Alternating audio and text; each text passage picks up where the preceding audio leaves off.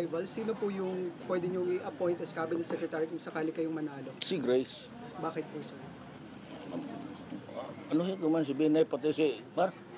Anong position? Tatlo na kaming bakla dyan. Sir, anong position ni Grace? Sir, anong position, sir? Grace. Mamili siya. Kahit ano? Kahit ano. Basta, Ikaw pati mismo.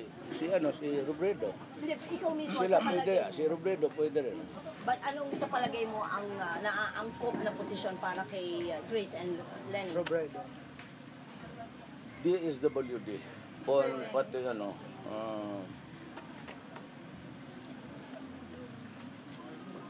tourism. For Lenny. For Lenny? and For either? Si Lene. Sa akin doon sa malapit niya. As what? As Assistant President. Si Lenny? Vice President? No. Iba pa assistant sa VP. Assistant President. Assistant of Di ba may Undersecretary, may Assistant Secretary? Assistant President? Assistant President. Under President? No. Assistant President.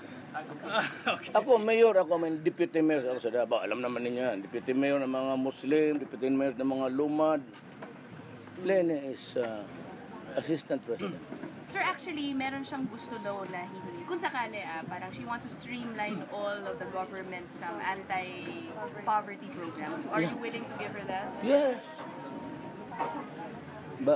Bahala na mapoverty ako. Okay lang, basta nandyan siya.